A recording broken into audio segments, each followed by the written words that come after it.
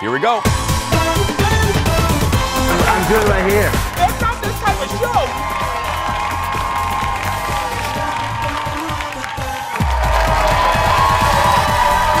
Good morning, everybody. Good morning. Thank you. Thank you, everybody. Thank you. Makes me feel better. Thank you. Thank you, everybody. Thank you. Have a seat. Thank you. Let's get started. Thank you, everybody. Have a seat. Let's get started. Can't really talk that loud today. Thank you. Thank you, everybody. Welcome to the show. Let me just start off. Shayne is off today, so filling in, ladies and gentlemen, please welcome the beautiful and talented Miss Shannon over there. Hello, Shannon. Thank you. And I think just to address the elephant in the room, happy Martin Luther King Jr. Day. Absolutely, Jason. yes. Very much. Cheers to him. Cheers, absolutely. Well, yes. Without a doubt. Remember the reason for the day off. If we take one more shot of Shannon, you're looking at basically the only healthy person on our staff. Oh, gosh, yeah. Let me tell you why I didn't walk out. And, you know, I tell you guys everything, almost to a fault. I was just telling the studio audience, I'm only here for you guys today and for the studio audience, and we have a great guest I really want to interview because as I sit here, I'm in a lot of pain. As you guys know, I've been sick with a cough for about a month. And last night, was feeling better, feeling really good, actually. Putting away my Christmas decorations finally, and got done and had one cough that literally threw me to the ground in massive pain. And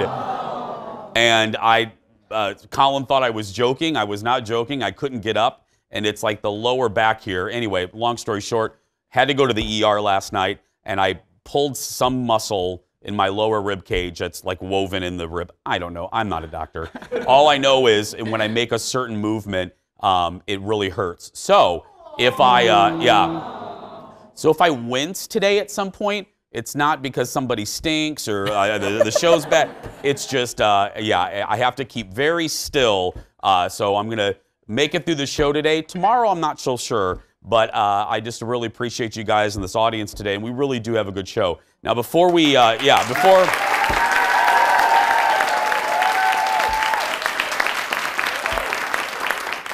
if I don't seem as peppy as I usually do, I get to see Twitter going, wow, he looks kind of crabby today. Yeah, I mean, it's not. But I do want to welcome back, you know, I made a joke that Shannon's the only healthy person.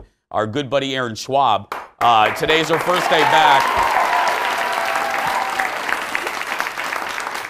Aaron doesn't like me to talk about this, but she had a triple butt implant, so she's... Gorgeous. Gorgeous. Right? Yeah. Gorgeous. She can toot the booty now. I appreciate it. I know.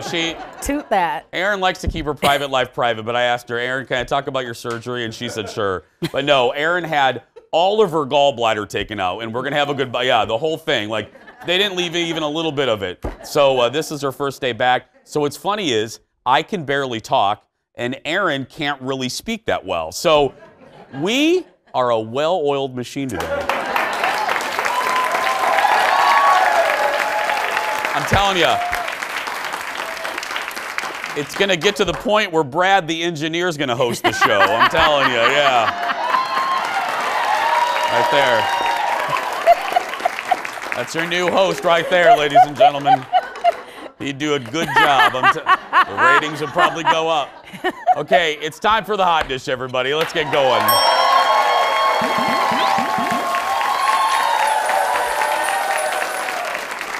First up, you know, speaking of people being under the weather, we, especially since she's kind of our sister on our station, we're sending our thoughts out to Wendy Williams this morning.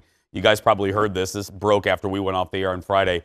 The longtime talk show host announced that she was taking an extended leave of absence from her show. In a statement, Wendy told viewers that she was taking a break to undergo treatment for Graves' disease and is under strict supervision of her physicians. She also recently fractured her shoulder and is on the mend. Yeah, poor Wendy. The show has been hosted by a guest panel for a couple of weeks. They're going to air reruns this week, and a guest panel returns next week. And here's the deal, and I can speak for experience on a very small level. I just hope Wendy takes care of herself and ignores the naysayers and the gossip rags that want to turn this into something that it's not. I hope that she gets better. And Wendy is so devoted to her show. She never likes to miss it, but sometimes your body speaks to you and you have to listen. And I just hope that Wendy takes the time that she needs. So right, Shannon? Right. Yeah. And it's sad that she has to be as open about it, but there were so many rumors flying around with what was going on with her that if she hadn't come out with a statement, it's probably for the best for her just to take some time and not go to all of the pressure of I have to power through every day. And hopefully it goes quickly. Look, and any of us that have a job like this, I really do. I feel blessed every day. There's, this is a small kind of group that gets a platform like this, and I never take it for granted. But at the end of the day, I think Wendy it's just a TV show. We're not curing cancer here. I think she's doing the right thing. And for people wondering, like, well, why don't they just do reruns? Not to get too inside baseball, but Wendy has a contract with all the stations. She has to do a certain amount of shows every season. So that's where it gets a little complicated. Like, I always use this example. Remember when Oprah was sued by the beef industry? Well, she had to take her show to Texas because she had a contract, and the same thing with Wendy. So Wendy, God bless you. God bless you, Wendy. Okay. See? Even in immense pain, I can bring up Oprah. Watch, I'll get a Dallas reference in here too at some point, yeah. Next in the dish. Next in the dish, CBS aired a special edition of The Late Late Show with James Corden last night after the Patriots-Chiefs game. And James, I haven't seen this, but my producers say this is crazy. James and a special guest did a Queen parody featuring highlights from the game that just ended. Look at this.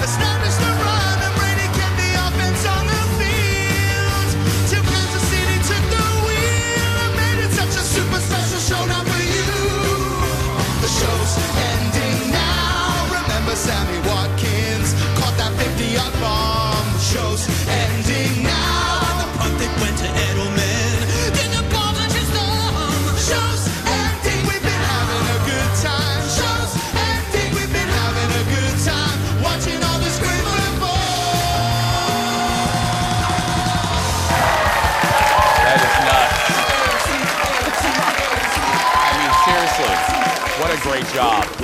That's Adam Lambert, of course, joining James. The Patriots won the game and will now face the Rams in the Super Bowl. I mean, Shannon, think about it. They had to write that. I mean, the game was still going on when they were recording that in L.A. That's crazy. I'm amazed. I know that he's a very good improv, and he's been doing this singing. James Corden, has been doing this for so long. That is the perfect person to come do with him. Adam Lambert really has some chops, so I'm impressed. Yeah. I'm impressed. Absolutely.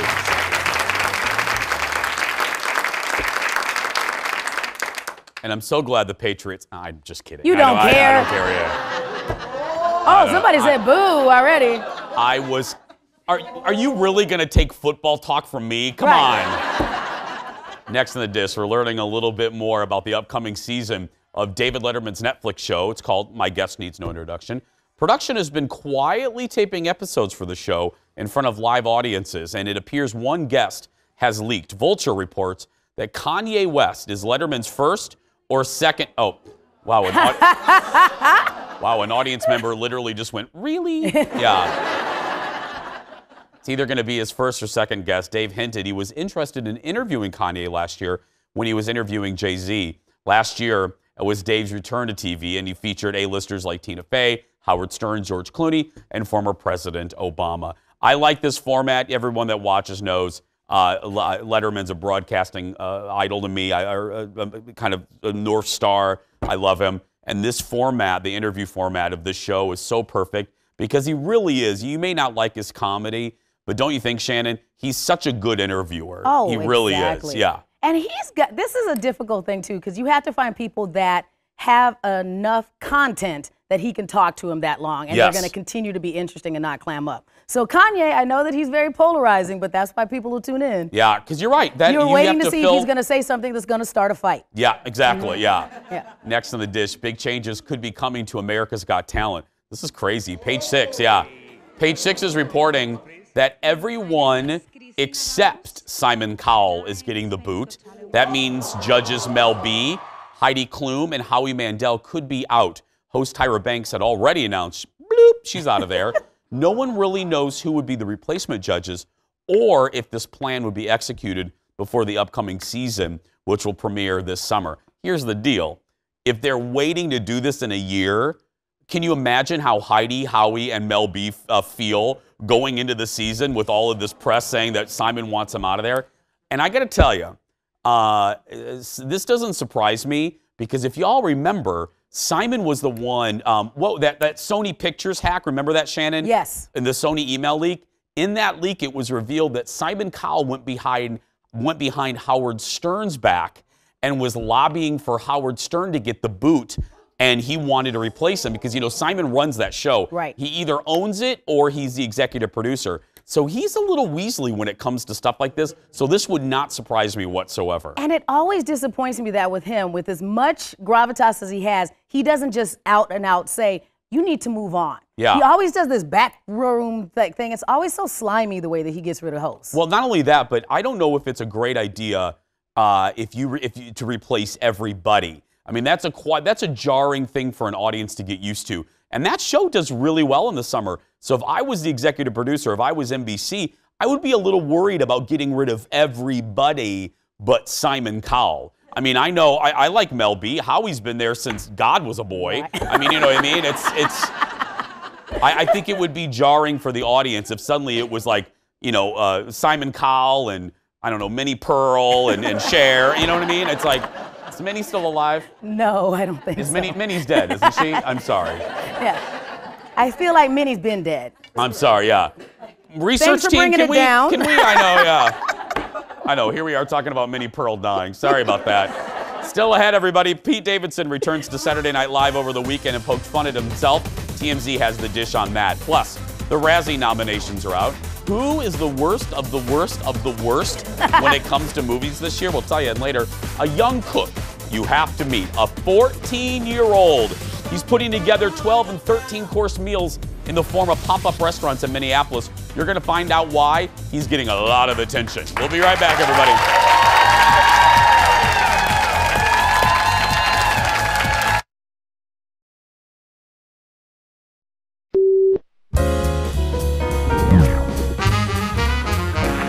Traveling solo, it's my favorite. I love exploring with no one to please but myself. But when you're a woman, there's one very real danger: unwanted small talk. This view, right? Reminds me of the episode of Twin Peaks where the girl gets murdered. Are you seeing anyone? And having headphones in isn't always enough to keep men I don't know from talking to me. That's you. You heard of Buddha? That's why wherever I go, I always pack this. Introducing Leave Me Alone. Leave Me Alone is a portable urn for women travelers to make men think you're about to scatter your dad or grandpa's ashes in a meaningful place, so they back the hell up off. This was his favorite spot. It's what he would have wanted. Okay, so I didn't realize. I'm gonna let you, because I didn't know that. Sorry. Confrontation avoided. Thanks, Leave Me Alone. Leave Me Alone. Our late night rewind. Rachel Brosnahan hosting Saturday Night Live. That's so good. That's so great. I love their commercial parodies. On Mondays we get a special serving of hot dish all the way from Hollywood. Audience, please give it up for Brad from TMZ. Hello, Brad. Hey, good morning, Jason. Hey, everybody. Speaking of Saturday Night Live, Pete Davidson returned to the show and made a little fun of himself. He did, and it was actually good to see because obviously Pete has gone through it lately, but he was on Weekend Update last night with John Mulaney, And he made a few jokes about his outcry last month, where he publicly posted on Twitter that he was considering suicide. He made light of it, which was good to see. He was smiling, he was joking again. Of course, that did come with a little criticism on social media because people said it was inappropriate that he joke about something like that. But I think we also have to remember different people cope with things different ways, and maybe him making these jokes on SNL last night was kind of his way of getting over the hump and getting better. I was going to say, yeah, I mean, look. I mean, what do people want? I mean, we want him to be healthy and we want him to be there, or what's the alternative? I mean, if he makes a joke about it, if that's the way he needs to cope with it, that's the way he needs to cope with it. It's like, leave him alone, right? I don't know. Oh, people. Erykah Badu. 100%. That was the generalization last night for sure. Erykah Badu is weighing in on the R. Kelly controversy, and she's causing a little controversy with what she said. As she does. She had a show Saturday night, and in the middle of it, she kind of stopped and started talking about R. Kelly. She said that she loves him. He deserves unconditional love. And her own fans turned against her. They were booing her.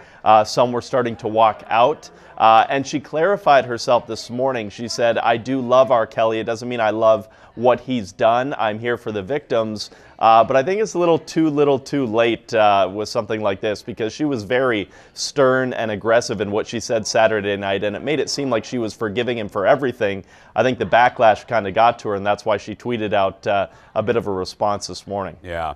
Finally, boxer Manny Pacquiao had a big win over the weekend, but the celebration was rather short-lived. Why?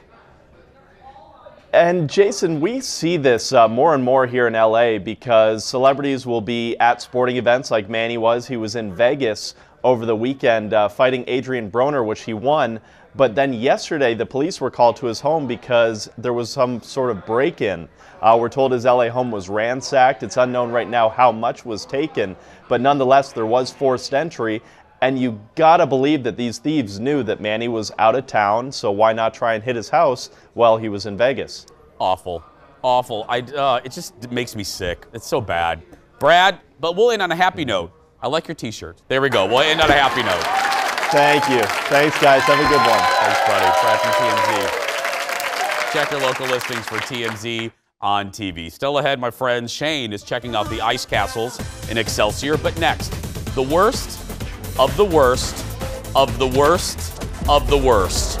We'll run down some of the biggest movie flops of the year. Of course, we're talking about the Razzies. Stay with me, everybody. We'll be right back.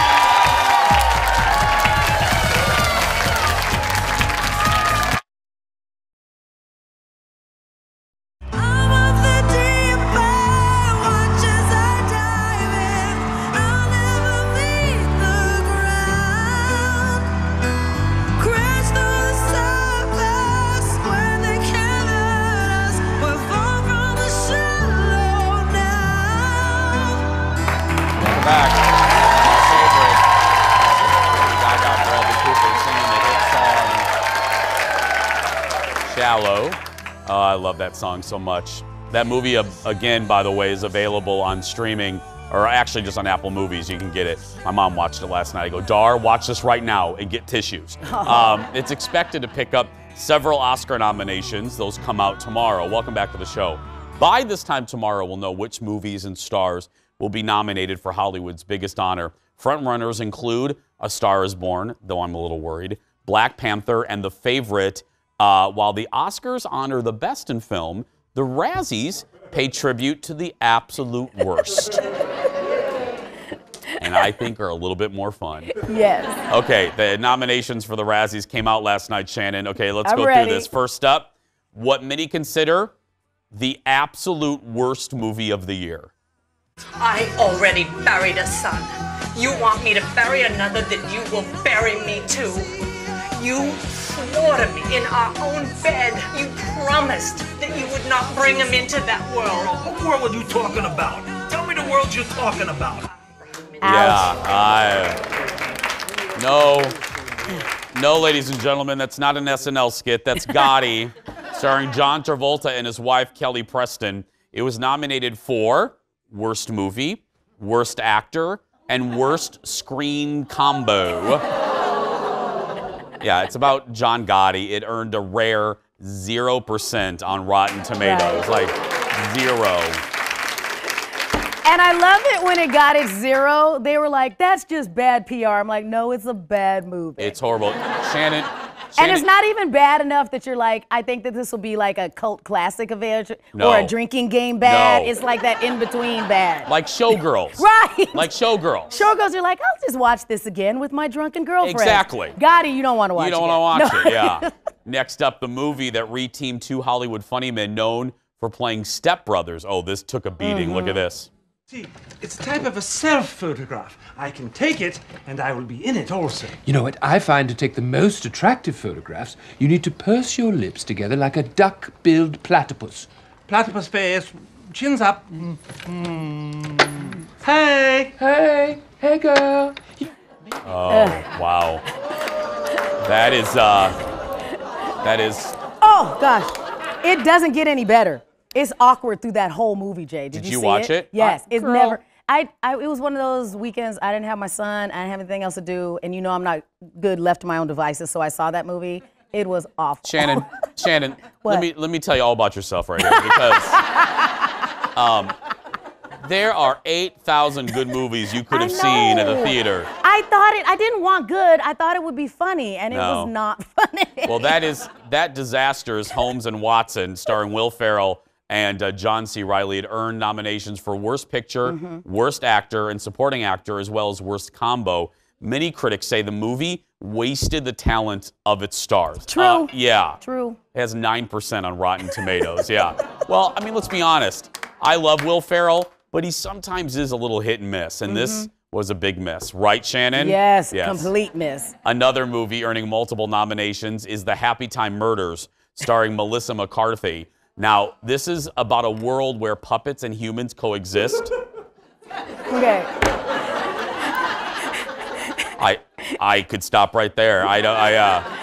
It bombed to the box office last summer, losing tens of millions of dollars. Melissa was also nominated for Worst Actress. Now, I gotta say, I saw that too.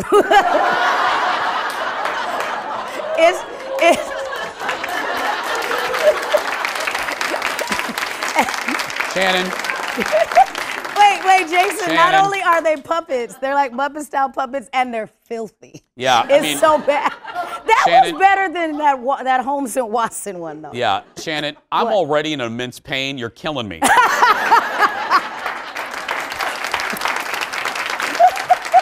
We have one more.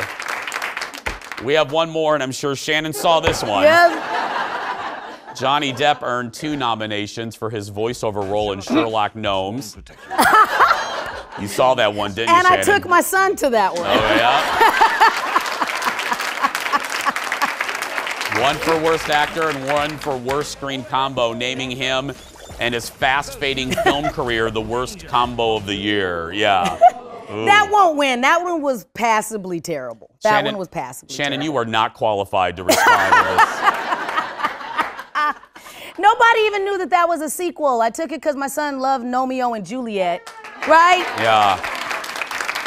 Okay. Give me a little credit. I'm trying to be a good mom and take him to this garbagey movie, Jason. Yeah. Take him to Bumblebee or something. I don't know. Yeah. Still ahead. We're taking you to a pop-up restaurant in Minneapolis where an aspiring chef is serving up 12 and 13-course meals. But why is this a big deal? Look at him.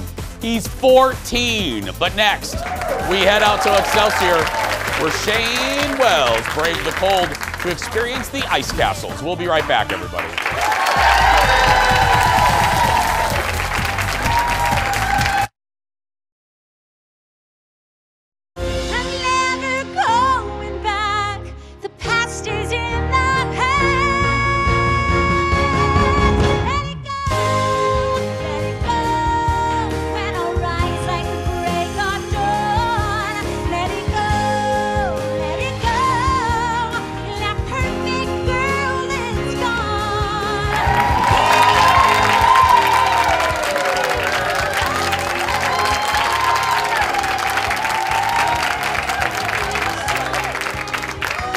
Yes, well, people across the Twin Cities are getting their Elsa on these days. with some of the coldest temperatures of the winter. And this weekend, even more snow is in the forecast. But you can experience life. We're cheering snow because we are true Minnesotans. We are celebrating it, yes. So you can experience life as a true snow queen at the Ice Castles in Excelsior. They just opened a little over a week ago after a delay because of the warmer temps earlier in the month. And now the castles feature about 25 million pounds of ice, the perfect spot to go experience what winter has to offer. So we sent our own Elsa, Shayne Wells, to Excelsior to check them out. The ice castles are back. Jake Telsha is here to tell us how this all works. You've been a professional ice artist now for 7 years. I believe so, yeah. So you're still growing the castle, if you will. Yeah. Can you talk about how you even begin to build an ice castle? Because this isn't the blocks of ice that are stacked up. These are icicles that you've harvested. We start with a kind of an initial foundation that we put. We run plumbing through the entire castle, and then we actually harvest our own icicles, and then we make a little slush, and we can actually stick it wherever we want. And then as we turn on the water, a mist comes down, and it essentially kind of creates like a stalagmite in a cave. And do you hear like "Let It Go" being sung when people are walking through here? Let it go, let it go, when I rise like a break of dawn. But I feel like a lot of kids would come through here kind of living out their Disney dreams. Definitely. Cool. All right, well, want to go in and look at it? By the way, we should mention that ice castles aren't open right now. We're getting an exclusive tour because frankly we don't work at night.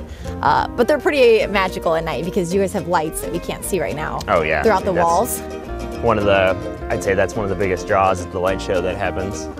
Well, we'll show you some pictures. I can grab some, we have like kind of micro spikes that you can put on your shoes if you want. You know, I just want to get the inside scoop. Like, where's like a really cool spot that may be like hidden? And we're gonna find it. The problem is they haven't tilled this area. So as opposed to this stuff right here, you can it's kind of almost feels like sand when you're walking. This, straight ice, homie. Kind of looks like everyone was kung fu fighting. So everybody was kung fu. Everybody was kung fu. Yeah. Those kids were fast as lightning.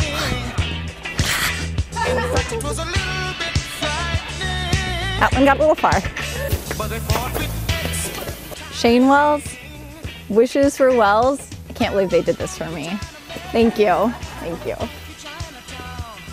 The whole thing's like pretty picture worthy, but apparently this is like the spot. It says freeze the moment picture spot.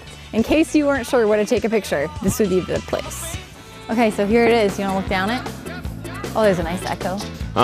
We'll just sit right on your butt here and... No, there's no reason to give a push because it's fast enough, so. Oh, you hold onto it? Yeah. Why am I nervous? Here we go.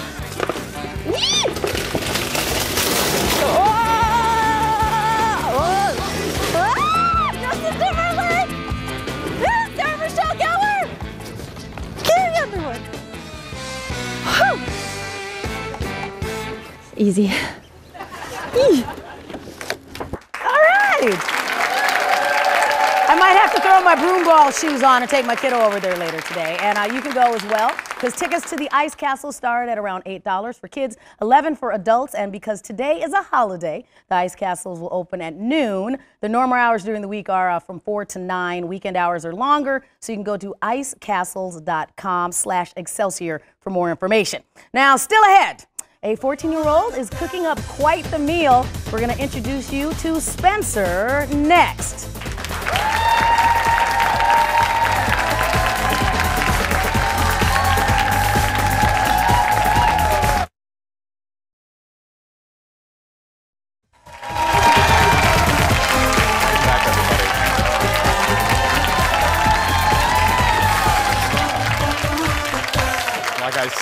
Like I said at the top of the broadcast, these fine folks who drove and put lipstick on and bathed to come here, well, I came in today for them and for all of you watching and for our next guest, because here's the deal: when you and I were 14 years old, our cooking skills are probably pretty limited, you know. but not Spencer. Barely a teenager, he's already taking over restaurants and serving up to 12-course meals. We recently visited one of his pop-up dinners in Minneapolis. Look at this. My first big success was probably a dinner party I hosted for my family, friends. It was like 4 courses, and at the time I was probably 8 or 9, so that was a pretty big deal for me. So you did a 4-course meal when you were 8? Yeah. I'm Spencer Venancio. I host 12-course tasting menu pop-ups. All right, let's do those 2. That'll probably be enough. So, clam and trumpet? Yep. Okay. Kind of emailed me out of the blue. It was one of the more professional emails that I've gotten since we've opened Bardo. It was thoughtful. He knew that we were closed on Tuesdays. He anticipated ways to control costs, and he had a really creative outlook on a 12-course dinner, and it was a no-brainer to say yes. The food that I want to eat isn't always the food that my sister and my parents want to eat or clean up after. Just because that first clam's opening up, so we'll give the rest of them a little longer to open up. First time I had clam was when I was like 5 or 6. I was always pretty adventurous when I ate, so I was always like, I don't really know what that is, so I feel like I should order it. The whole menu's his. All the ingredients are his ideas, all the preparations are his ideas. I'm here to help him figure out how to actually make it happen in a kitchen. So much of cooking is about the kitchen that you're in, the space that you're in, the team that you have, the equipment that you have. Rob, can I move the kohlrabi? Be right back. I'm here to help him translate his ideas to this restaurant so we can bring his ideas to life. I have no friends that are interested in cooking, so when I'm hanging out with my friends, I try not to talk about cooking, kind of keep those 2 worlds separate a little bit. A lime fluid gel, so we set it as a gel, and then we blend it. You're just hanging out one day and you're like, you know what my clam dish needs is some lime fluid gel?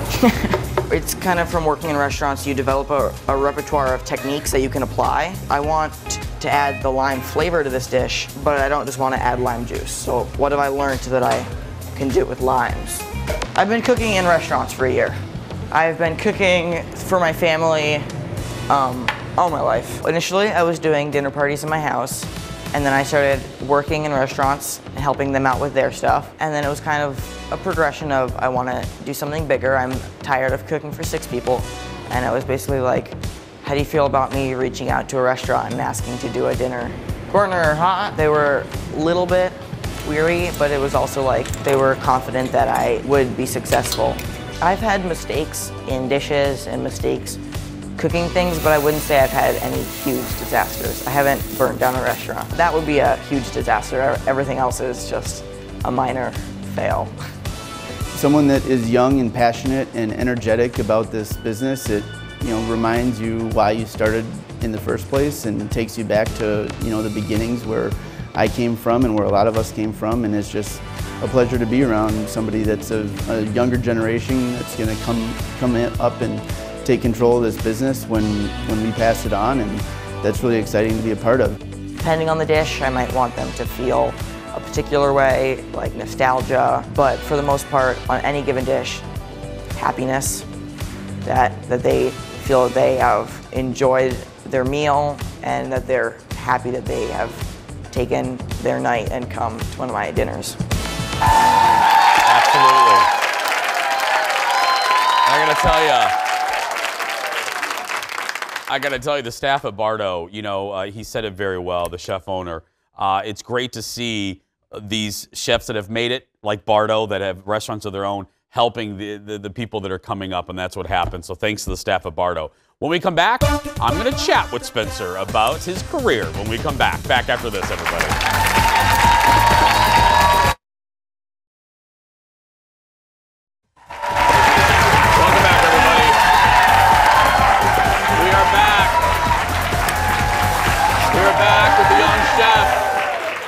Young chef cook. I'm going to call him a chef because I joked.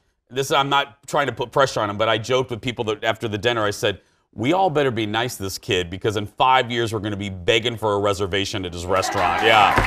Give it up, everybody, for Spencer Venancio, everybody. Hello!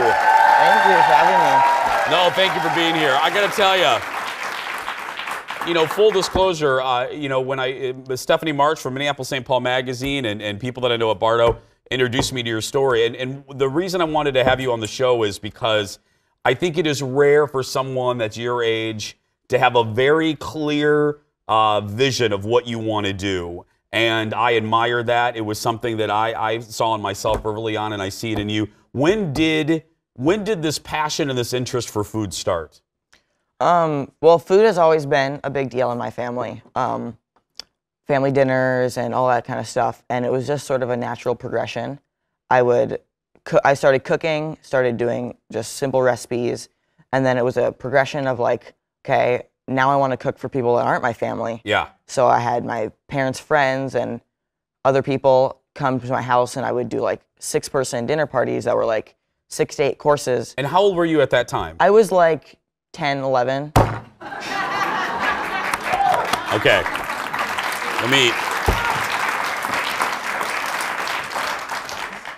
I was playing Transformers at 10, and you are cooking. So did you always, because I always joke that I always knew what I want. Did you always have this in the back of your mind? I mean, from like your earliest memory? I mean, you're 14, for heaven's sake, but I mean, was this one of the things you always wanted to do? Not necessarily. I was always had the mindset of, I'm going to go really deep into whatever I'm doing. Go big or go home. Yeah. And so when I got into food, it was just kind of the way I did things, is I'm going to be the best at this that I possibly can. Do you see yourself doing it for the rest of your life now? For sure. Yeah. Now I do. You have no doubt. No plan B. Yeah. Yeah. You should, yeah. I don't think you need one. Okay. Now this is what I want the audience to know, and you heard it from our friends at Bardo. So everyone that's received a letter from you, so if you guys didn't know, so Spencer, you reached out, you write these long letters to these chefs, right? And yeah. He's 14, and everybody that I've spoken to said your letters to these chefs asking for either, you know, a moment or your letters are better than letters they received from 40-year-olds. So where does that come from? I mean, like you knew for Bardo, like Bardo Spencer, you laid out, you're like, okay, you're closed on Tuesday, so this won't cost you, and and you had a business plan. You're 14! I love it! I mean, I can't expect that they're gonna trust me with their, like, how do they know I'm gonna not mess up their restaurant if I can't even write an email? Or like you said in the package, set the darn thing on fire. Yeah. I mean, you know? I mean, it's kind of like if he can't write an email, then he probably can't cook a 12-course menu in my restaurant. So it's kind of the first thing that they'll receive from me, and so they have to know that if I can if I can do this, then I will potentially, like, obviously someone could write a good email, but not cook great, but it's the first part, so I have to show the best I can do. One of the things we didn't get to in the piece, and thanks to photographer Eric, who did a great job there, so you've reached out to like our friends at Bardo, Gavin Kaysen at Spoon and Stable, and they've hooked you up. You've gotten you've gotten the hookup. Tell the folks where you've traveled to. Chef Gavin has sent me to Alinea in Chicago. Huge restaurant. If you're not a foodie, I mean, like, yeah. And then a friend of mine in Seattle got me a connection to a Michelin star restaurant in San Francisco called Californios. So, I mean... And I love that you say it so casually, like, oh, I went to Applebee's. You know, were you nervous? I mean, you're in San Fran and you're in this Michelin-rated restaurant. Are you, I mean, you're confident. You are obviously confident. But are you nervous in that environment? Yeah, it's very nerve-wracking because it's like, I could screw up their restaurant, and I just have to be as confident as I can so that I'm not nervous, so that I won't screw something up. Yeah. What do you hope to do? I mean, again, Stephanie March in Minneapolis St. Paul Magazine wrote a good thing of like, she hopes that people don't put too much pressure on you because, you know, you could get to 20 and go, oh, I don't know, I want to raise sea lions. You know what I mean? And you should have the right to be able to do that. But if you had a crystal ball right here, what would you like to do right now at 14 years old? Talk to me. 10 years down the line, what are you doing? A restaurant. A restaurant. For sure. Okay. No doubt. Now, I would like you to write right here that even if you get very famous, I will always be able to get in. right there. Do you actually want me to write it down?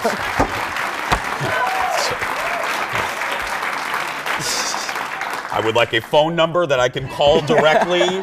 No, seriously. So a restaurant is what you want to do? Yeah, a restaurant. Yeah. Well, small, like 18 to 25 seats. Okay. Well, small. So like the size I'm doing now. Just because that's manageable. So. And your pop-ups. And I was going to tell you, if you want to, I'll tell you how to sign up for his next pop-up. But I always like to start in an interview with a compliment. This isn't pressure. This is just a pure compliment. I'm not joking when I say, and I'm not going to even say 10 years. In 5 years, you're going to be working at a restaurant, and everybody in this audience is going to be begging you for a seat. So I wish you nothing but success. Thank you, Spencer. Now, here's the deal. You don't have to wait 5 years. You don't have to wait till he can buy a lottery ticket to go to his next pop-up restaurant. Head to his next pop-up. Head to his website right there and sign up. I went to it. I should have told you that a few minutes ago. I went to it. It was just a great evening. So if you want to have a fun night with great food, check out this guy. We'll be right back, everybody. Thank you, Spencer. I appreciate it. That was great. You did great. You did good.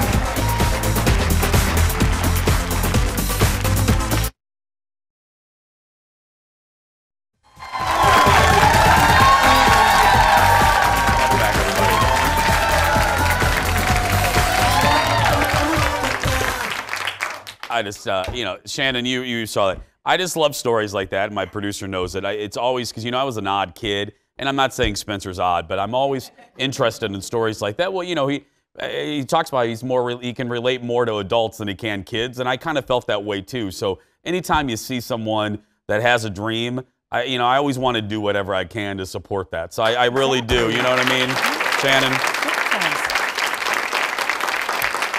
I mean, if you can water their plants when they're young, why not water them? Good job, Jason. Yeah, he's just, and just the dude made a 13-course meal at 14. Again,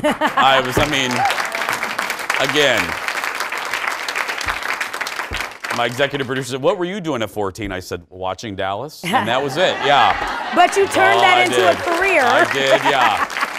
I did turn, yeah. And I'll be doing that as soon as this show's over again. Yeah. Some leftover hot dish for you. RuPaul visited Watch What Happens Live last night and offered up some advice on a series of topics. Look at Ru. What reassuring thoughts can you share with Meghan Markle stands amid rumors that she is difficult to work with and is causing havoc in the Well, she is with child, and the truth is all these people spreading all these rumors about her, they're the problem. People want to talk this, if they ain't paying your bills, pay them no mind. Okay. What reassuring advice do you have for Mackenzie Bezos during her divorce from billionaire Jeff Bezos? Think of the money, darling. Yes. Okay. What reassuring advice do you have for me as I prepare to become a first-time father? Well, just know that this child has chosen you. I'm getting choked up even thinking about it. This child has chosen you to be the daddy. And so know that you just have to show up. This child knows all about you. You just have to be you, baby. All right. You, be you. Mama Ru. Yes. I wish know. I could keep Ru in my pocket whenever I need a little motivation. Seriously, I know. It would be so Wouldn't helpful. that be good? Having a down day, pull out Ru, Be you, Jason. I Be know. you. I love her. And finally, big news out of the Netflix show The Crown. This is great. This really got me in a good mood. Season 3 has yet to begin, but we're getting a little dirt on Season 4 already. We love this. Gillian Anderson will reportedly take on the role of Margaret Thatcher. Yeah. The American-British actress is best known for her role, obviously, on The X-Files as Scully. Now, so that's the good news, everybody. Here's the bad news. It's going to be a while before we see this. Season 3's release date hasn't even been announced yet. So we won't even see, we won't see her, I don't know, probably a year and a half, 2 years. This is such a good show, The Crown on Netflix. If you haven't, Shannon, did you watch it? Or are you too busy going to see Sherlock Gnome or whatever? As you know, my schedule is quite full, so I have not seen that very worthy show yet. Yeah. Right. Now you just said I have like 2 years to catch up, so I'll catch up. You have 2 years. Right. Yeah, you have 2 years. Hey, we're going to wrap up here. I just want to say thank you to the studio audience for being incredibly supportive and all of you that are watching today. putting up with me, sending me really sweet messages on social media. I hear you. I will take care of myself. I promise. Tomorrow, we're breaking down the premiere of Celebrity Big Brother with a former Big Brother contestant from Minnesota. That's going to do it for us. If you're a kid watching that's being bullied, you go out there and be yourself, because no one can tell you're doing it wrong. And if you want to see pictures of Aaron's butt transplant, they'll be online a little bit later today. Bye, everybody.